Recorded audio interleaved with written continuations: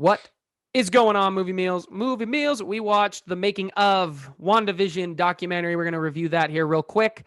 Pretty self-explanatory. It's a documentary about the making of WandaVision. Before we get too far into it, thank you to our patrons, Steve, Kimberly, and Karen. You guys are awesome, as well as go get some of our Movie Meals merch. I've got some on right now, the I Miss the Movie shirt. We got some cool stuff on there. It's all linked in the description, so go check it out. Also, for an announcement, it sounds like our after shows are for these Marvel shows will also be on Spotify as well as Apple Podcasts, so you can listen to it on the go. It'll be under Movie Meals. We are going to reconfigure the Another Happy Landing podcast platform into just the Movie Meals platform, so you'll be able to get Marvel reviews, just for these longer form videos, as well as Another Happy Landing will continue to be on there. So watch out for that. If you are not a part of that, a follower on Spotify, Apple Podcasts, Pocket Cast, whatever, Google, whatever, go be a part of that. It'll all be linked out as we get into the first episode, which will be put on there, which will be Falcon Winter Soldier this Friday. But outside of all that, documentary, don't really need positives and negatives on a documentary. So Kyle, what were just your overall thoughts? I guess overall my thoughts were that it was well handled. I think it covered all the bases that, people were wondering about within this show of like, how did the production design go? How did all of the sound elements go? Like all the musical themes, how were they able to figure out how to incorporate each of these, different decades of sitcom styles. I mean, there was one comment that what someone made offhand, but they were saying that they had a meeting with Dick Van Dyke, and Dick Van Dyke explained to them like how they filmed the Dick Van Dyke Show, and I was like, that's really cool that they got to talk to Dick Van Dyke. Who knows if they've met him before or not, but I'm like, man, that would be awesome to meet that guy.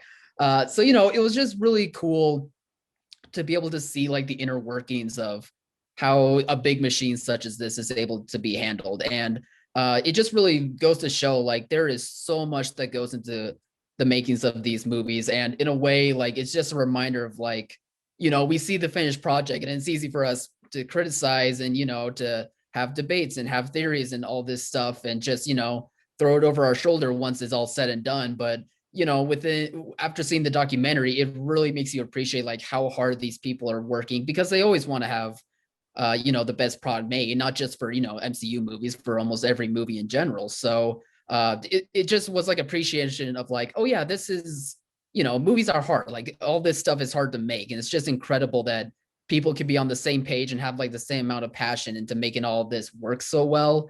And it was just nice to see as a change of pace as compared to, seeing a movie, talking about it, and then just going on with the day. Now I'm thinking more about the behind the scenes and how difficult that stuff is. And, just giving them props where props is due, because everyone did such a great job with this.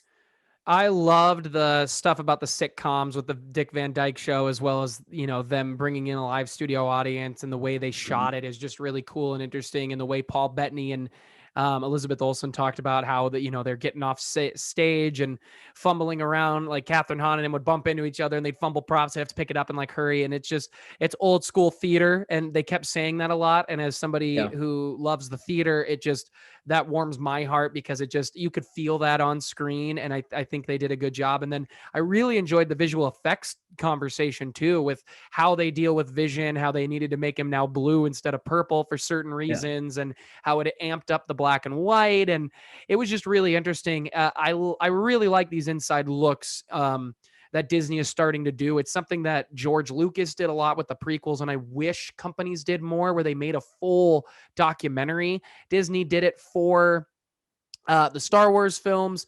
Those documentaries were okay, but like this really dove into it. We got a lot of cool conversations. No conversations with Kevin, which was interesting.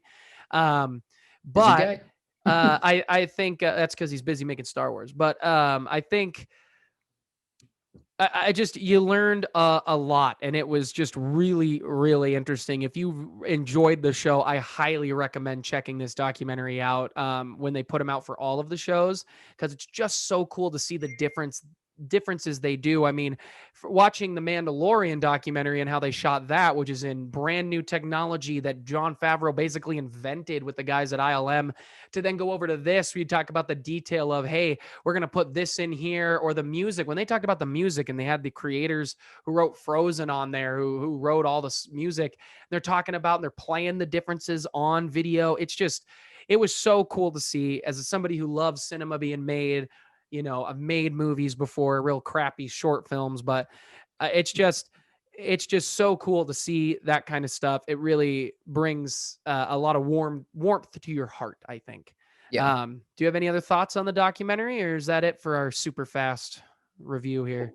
Well, on top of everything that you just said, it's just crazy that we get to, be able to have documentaries about, superhero content and superhero content for that matter. That's really good. I mean, imagine 20, 30 years ago when, superhero content wasn't really all the rage. And sometimes there was more misses than hits. And, just to see how much this genre has been recreated and how much it's been taken to the next level, to see so much passion within, this genre and culture that, has been frowned upon for so many years, only for it now to just be accepted and for people to be excited to be working and to make it a part of it, and just to be making every part of it so different. It's, it warms a fan's heart such as myself to see, like, wow, people care and people are actually enjoying this content and this stuff, and they keep wanting to make it better and better. And it's just such a a way of life that I never thought would happen. It's a Like delight.